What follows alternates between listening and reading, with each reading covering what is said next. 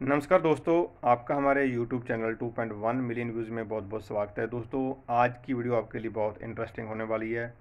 आपको बताया जाएगा फैमिली पेंशन कैलकुलेट कैसे करते हैं, कितने प्रकार की पेंशन है जो फैमिली को मिलती है, और फैमिली मेम्बर में कौन कौन एलिजिबल होते हैं, जैसे कि विडो होगी, उसके बाद बच्चे हो गए, उसके बाद अगर कोई लड़की है कुंवारी और शादी मिल होने के बाद विडो को वो पेंशन मिलेगी या नहीं मिलेगी, और साथ ही साथ दोस्तों पेरेंट्स को किन कंडीशन में जो है माता पिता को जो पेंशन मिलती है, तो इसके बारे में जानकारी दी जाएगी। साथ ही साथ कैलकुलेट करके बताया जाएगा।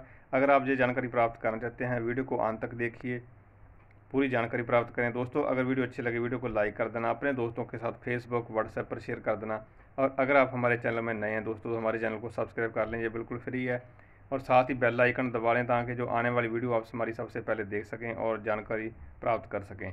चलिए दोस्तों, शुरू करते हैं। सबसे पहले दोस्तों यहाँ पे जानना जरूरी है कि फैमिली पेंशन है क्या। जैसे कि आप जानते हैं, गवर्नमेंट सर्वेंट जो भी एक सरकारी कर्मचारी है, वो सर्विस के दौरान अगर उसकी मृत्यु हो जाती है या आफ्टर रिटायरमेंट मृत्यु हो जाती है, तो उसकी जो पेंशन है वो उसकी फैमिली को ट्रांसफ़र कर दी जाती है। अगर सर्विस में है तो सीधी फैमिली पेंशन लग जाती है। अगर वो रिटायर्ड होने के बाद खुद पेंशन आया है, सर्विस पेंशन ले रहा है, सर्विस पेंशन को खुद को जिस दिन उसकी डेथ हो जाती है उस दिन बंद हो जाती है, और नेक्स्ट दिन से फैमिली पेंशन चालू हो जाती है, जिसके जो जो कि फैमिली को और जहाँ उसके बच्चों को दी जाती है, जो भी और यहाँ पे उस टाइम योग्यता रखता है।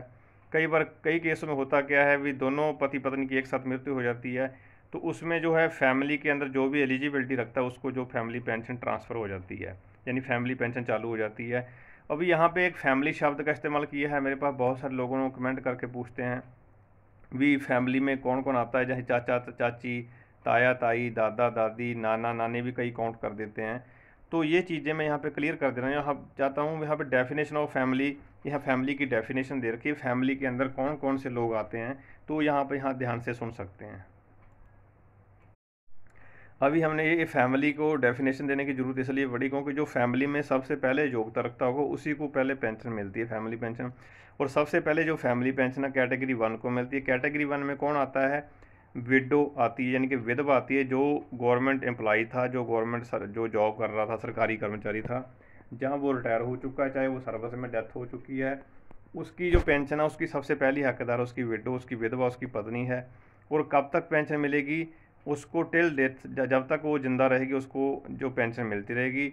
और अगर वो रीमैरिज कर देती है, रीमैरिज कर लेती है दोस्तों, उस केस में होता है कि अगर एनहेंस फैमिली पेंशन है तो उसकी पेंशन जो साधारण पेंशन में ट्रांसफ़र हो जाती है, जिसके बारे में मैं आगे चल के आपको बताऊंगा। इन दोनों में से जो काम पहले हो जाएगा तब उसकी जो पेंशन है वो बंद हो जाती है। बंद होने का मतलब ये है, अगर एनहेंस फैमिली पेंशन चल रही है तो वो ऑर्डिनरी फैमिली पेंशन हो जाती है, और अगर उसकी डेथ हो जाती है उसकी जो फैमिली पेंशन है जो बंद करके उसके नेक्स्ट जो बच्चा है, जहाँ कोई लड़का लड़की जो भी एलिजिबल योग्यता रखता है उसको ट्रांसफ़र कर देते हो जाती है। अभी वो योग्यता क्या कौन रखता है हम यहाँ पे बात कर लेते हैं। अभी यहाँ पे सपोज करो, यहाँ पे पहला जो कैटेगरी है विडो, विधवा है। विधवा के होने, अगर विधवा भी ख़त्म हो जाती है तो उसके बाद कौन योग्यता रखता है? उसके बाद सन और डॉटर, जो इन दोनों के औलाद है गवर्नमेंट सर्वेंट की और इसकी विडो की, इसका जो सन और डॉटर है वो इसके लिए एलिजिबिलिटी रखता है। सना जो 25 साल तक की एज तक के लिए जो पेंशन के लिए एलिजिबल है, और जो डॉटर है तब तक पेंशन ले सकती है जब तक उसकी शादी नहीं हो जाती, जहाँ वो अपना गवर्नमेंट जॉब में नहीं लग जाती, जहाँ अपना कमाना शुरू नहीं कर देती। कहने का मतलब उसकी डिपेंडेंसी जब तक है तब तक उसको पेंशन मिलती रहती है। और अगर इन दोनों में मान लो सन और डॉटर है ही नहीं है, और डॉटर है जो उसकी मैरिड मैरिड डॉटर है, जो उसको मैरिड होने शादी होने के बाद उसको दोस्तों विधवा डॉटर है, विधवा हो चुकी है डॉटर, तो उसको भी जो है ये पेंशन लाइफ टाइम पेंशन मिलती है। और इस केवल विडो या डाइवर्स डॉटर उसी को मिलती है। कहने का मतलब, अगर बेटी है और उसकी शादी के बाद उसके उसके पति की भी मृत्यु हो चुकी है और इनके ऊपर घर में रह रही है, तो वो भी विडो है तो उसको भी जो पेंशन लाइफ टाइम मिलेगी। और अगर वो डाइवर्स्ड है तब भी जो है डॉक्टर को ये पेंशन मिलेगी, और ये तब तक मिलेगी, डेथ तक मिलेगी। और अगर दोबारा शादी कर लेते हैं तो उसकी वो बंद हो जाती है। यहाँ पे एक कैटेगरी 1 तो आपको पता चल गया होगा। यहाँ पे कैटेगरी 2 में कौन कौन आते हैं, यहाँ पे जो ऊपर कवर नहीं की वो यहाँ पे कवर करेंगे। अनमेरिड विडो डाइवर्स डॉटर, यहाँ पे हमने ऊपर भी क्लियर किया है इस चीज़ को तो यहाँ पे डाटर है जो, एक तो अनमेरिड डाटर, अनमेरिड का मतलब 25 साल से ऊपर भी चली जाएगी डाटर तो उसको जो पेंशन मिलती रहेगी जब तक उसकी शादी नहीं होती। अगर उसकी शादी हो गई है और उसके पति की भी मृत्यु हो चुकी है और वो विधवा हो चुकी है तो विधवा डाटर, विडो डाटर को भी पेंशन मिलेगी जब तक वो उसकी रीमैरिज शादी नहीं कर सकती, जहाँ वो अपना कमाना शुरू नहीं कर सकती, जहाँ उसकी डेथ नहीं हो सकती। इन सब में से जो पहले हो जाएगा तब उसकी जो पेंशन बंद हो जाएगी। और तीसरा केस है दोस्तों डाइवर्स डाटर। अगर जो लड़की की शादी हो रखी है और डाइवर्स है, वो अलग रह रही है, तो तब भी उसके लिए उसको जो है लाइफ टाइम पेंशन मिलती है, तब तक के लिए मिलती है जब तक वो अपना कमाना नहीं शुरू कर देती, जहाँ उसकी डेथ हो जाती है, जहाँ इन तीनों में से कोई भी एक चीज़ पहले होती तब तक उसको पेंशन मिल जाती है।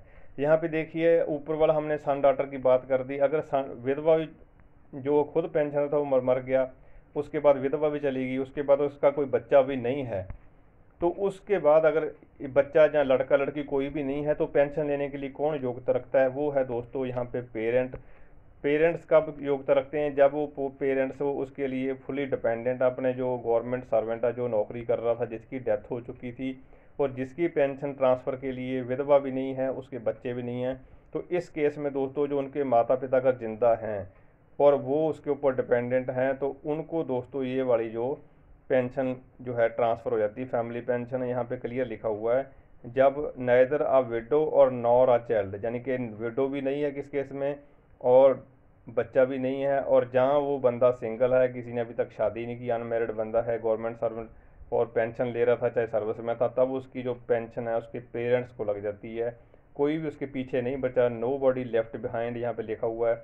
और family pension to dependent parents unmarried divorce widow daughter will continue till the date of death, ये मैंने आपको पहले क्लियर कर दिया। और डिपेंडेंट पेरेंट जो हैं दोस्तों उनको ये पेंशन मिल जाती है। यहाँ पे फैमिली पेंशन, एक चीज़ दोस्तों यहाँ पे और क्लियर कर देना चाहते हैं, यहाँ पे इन्होंने लिखा है फैमिली पेंशन जो अनमेरिड विडो डाइवर्स डॉटर को मिलती है, कैटेगरी 2 में आते हैं ये वाले, और डिपेंडेंट पेरेंट्स भी कैटेगरी 2 में आते हैं, इनको तभी मिलती है जैसे मैंने आपको एक तो आपको बता दिया अभी विधवा के बच्चे हैं नहीं और विधवा भी नहीं है, और इन केस में मिल जाती है। अगर उसके बच्चे हैं और बच्चे पेंशन ले रहे हैं और लड़का जो है 25 साल से बाहर हो गया तो उसके बाद भी वो पेंशन जो है इन केस में इनको लागू कर दी जाती है, जैसे अनमेरिड विडो डाइवर्स डॉटर को और पेरेंट्स को। जैसे उसमें पेंशन का जो पेंशन को ख़त्म नहीं किया जाता, बच्चा जो 25 साल से लड़का जो बाहर हो गया तो वो डिपेंडेंसी से ख़त्म हो गया तो उसकी पेंशन जो है इन केसेस में ट्रांसफ़र कर दी जाती है। अगर ये सारी चीज़ें नहीं भी है इसमें, अगर डिसेबल बच्चा है किसी का और उसको किसी प्रकार की डिसेबिलिटी है तो उसको भी जो लाइफ टाइम पेंशन मिलती है, मगर यहाँ पे उसका जो है रिकॉर्ड में नाम होना बहुत ज़रूरी है और उसको डिसेबिलिटी के बारे में जो रिकॉर्ड दर्ज होना उसके सर्विस रिकॉर्ड में बहुत ज़रूरी है। यहाँ पे grant of family pension to children in the respective category shall be payable in order to their date of birth and younger of them will not eligible. जो भी छोटा लड़का है, मान लो किसी के 4 पुत्र हैं और जब तक उसका किसी का छोटा लड़का 25 साल वाला 25 साल से बाहर नहीं हो जाता तब तक ये पेंशन है फैमिली पेंशन जो इन केस को ट्रांसफ़र नहीं की जाती अनमेरिड विडो को, अनमेरिड डॉटर को, डाइवर्स डॉटर को, ना ही पेरेंट्स को। कहने का मतलब जब तक 25 साल से छोटा कोई बच्चा है उसका तब तक उसको मिलेगी, उसके बाद ही इन केसेस को ट्रांसफ़र की जाएगी। यहाँ पे एलिजिबिलिटी और ग्रांट के बारे में लिखा हुआ है। विडो के बारे में लिखा है मोर देन वन विडो, अगर 2 विडो हो, यानी कहने का मतलब अगर किसी ने 2 शादी कर रखी हो तो उसके बारे में भी यहाँ पे लिखा है। तो ये दोस्तों आपको मैं यहाँ लंबा नहीं खींचूंगा, आप इसको स्क्रीनशॉट लेके पढ़ सकते हैं, ये गवर्नमेंट के जो रूल हैं और ये PCDA की जो वेबसाइट पे जो है अवेलेबल है। डाइवर्स्ड वाइफ को भी कब तक मिलेगा, children, son daughter, handicapped children. तो दोस्तों मेरा जो आज का हमारा मकसद है वो हमारा कैलकुलेशन ऑफ फैमिली पेंशन का है। मैंने आपको ऊपर जो बेसिक जानकारी देने वाली थी जरूरत समझा, मैंने आपको जानकारी प्रोवाइड कर दी है। अभी बात कर लेते हैं यहाँ पे दोस्तों calculation of family pension. Family pension में देखिए 2 पेंशन मिलती है, एक एनहांस रेट मिलता है और एक ऑर्डिनरी फैमिली पेंशन जिसको हम साधारण पेंशन भी बोल देते हैं। जो ऑर्डिनरी फैमिली पेंशन है या नॉर्मल फैमिली पेंशन है उसको 30% ऑफ बेसिक पे ड्रान का होता है, जो लास्ट में बंदे ने जो ड्रान किया है उसका 30% होती है। तो यहाँ पे दूसरी बात कर लेते हैं date of commencement of family pension, ये शुरू कब होती है?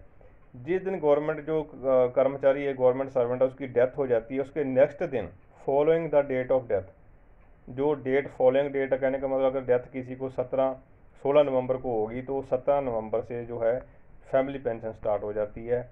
Enhance rate of family pension, यहाँ पे देखिए किसको मिलती है। पहले यहाँ पे कम से कम जिसने 7 साल सर्विस की है, वो चाहे ये सिविलियन जो गवर्नमेंट जॉब करते हैं उसके लिए भी है, और फौजी जो जॉब करते हैं उनके लिए भी है। जो 7 साल से ऊपर जिनकी जो सर्विस हो चुकी है, और डेथ वाइल इन सर्विस हो चाहे डेथ आफ्टर रिटायरमेंट हो, तो उसको जो अनहांस फैमिली पेंशन चालू हो जाती है। ये कब तक के मिलती है जो सिविलियन के लिए, तो यहाँ पे देखिए क्लियर मेंशन किया हुआ है यहाँ पे 7 साल, जिस दिन जो डेथ होगी किसी पेंशनर की तो 7 साल तक मिलती है। और अगर एज के बात करें तो 67, मैक्सिमम जो एज है 67। इन दोनों में जो पहले हो जाता है वहाँ पे ये स्टॉप हो जाती है, और नॉर्मल जो पेंशन है वो शुरू हो जाती है। फैमिली पेंशन जो एनहेंस रेट है वो 50% है, और जो नॉर्मल रेट है वो 30% है। मिनिमम मैक्सिमम लिमिट, तो यहाँ पे ये तो छोड़ देते हैं। यहाँ पे मॉडल कैलकुलेशन, यहाँ पे कैलकुलेशन करके यहाँ पे एग्जांपल दे रखी है कि यहाँ पे देखिए 12 साल 5 महीने में बंदे की डेथ हो जाती है, तो उसकी जो बेसिक पे है 33,300 रुपये है, और मिलिट्री सर्विस पे 5200 रुपये है। अगर आप जो सिविल के कर्मचारी हैं तो यहाँ पे मिलिट्री सर्विस पे को खाली छोड़ देना है अपने, क्योंकि पेंशन रूल सबके लिए बराबर ही है। तो इस केस में दोस्तों इन दोनों को जोड़ने के बाद यहाँ पे 33,300 प्लस 5200, इसका जो 30% है वो 11,550 जो है इसकी जो नॉर्मल जो रेट है फैमिली पेंशन का, जिसको ऑर्डिनरी फैमिली पेंशन बोल देते हैं, वो ये बन जाती है। और इसके ऊपर दोस्तों नॉर्मल रेट के ऊपर डीए भी मिलता है। नॉर्मल रेट जो 11,550 पर मंथ मिलेगी, प्लस डीए मिल जाता है। अनहांस रेट की बात करें दोस्तों, यहाँ पे 38,500, इन दोनों को जोड़ते हैं तो जो लास्ट बेसिक पे थी और जो ड्रान पे थी इसकी 38,500 से इसको डिवाइडेड बाई 2 कर देते हैं, हमने 50% लेना है, तो 19,250 इसकी जो है पेंशन बन जाती है जो अनहांस रेट है। और वो आपको मैंने बता ही दिया है, जो 7 साल तक के लिए मिलती है। और सेना में क्या है, अगर किसी का रैंक के हिसाब से भी मिलती है, जब तक उसकी सर्विस बाकी बची है उस हिसाब से भी मिलती है दोस्तों। यहाँ पे पर जो प्रेजेंट रेट होगा डीए का वो मिल जाता है। और यहाँ पे एनहांस रेट इसको 19,250 रुपये पर मंथ, और जो नॉर्मल रेट है दोस्तों 11,550 रुपये पर मंथ जो है पेंशन मिल जाती है। आप भी इस प्रकार से अगर कोई कैलकुलेशन करके देखना चाहते हैं तो देख सकते हैं। मैं यहाँ पे एक चीज़ और क्लियर कर देना चाहता हूँ दोस्तों, ये जो हम कैलकुलेशन दिखा रहे हैं केवल और केवल आपकी जानकारी के लिए, ये लीगली कहीं भी वैलिड नहीं है। इसके लिए अगर आपको ज़्यादा जानकारी चाहिए तो आप जिस कर्मचारी के संबंध बात करना चाहते हैं उसके रिकॉर्ड ऑफिस में बात करें, उनके ऑफिस में बात करें, और ज़्यादा क्लैरिफिकेशन आपको वहीं पे मिल सकता है दोस्तों। ये केवल आपकी जानकारी पर्पज़ के लिए है। तो वीडियो देखने के लिए बहुत बहुत धन्यवाद दोस्तों। अगर वीडियो अच्छी लगे तो वीडियो को लाइक कर देना, अपने दोस्तों के साथ शेयर कर देना।